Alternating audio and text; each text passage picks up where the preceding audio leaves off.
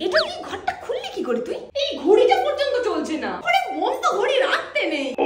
এইটাকে খুলে উপর করে রাখছি। এখানটা ফাঁক কেন? ও মা, আলমারিটা কি সুন্দর।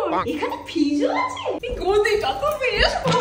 দেখ মানু, তোর থেকে কত টাকা নিল কিন্তু একটা পাকা পর্যন্ত দেয়নি। একটা টেবিল ফ্যান দিয়ে যেতে বল, আমি সারা রাত এসিতে থাকতে পারবো না।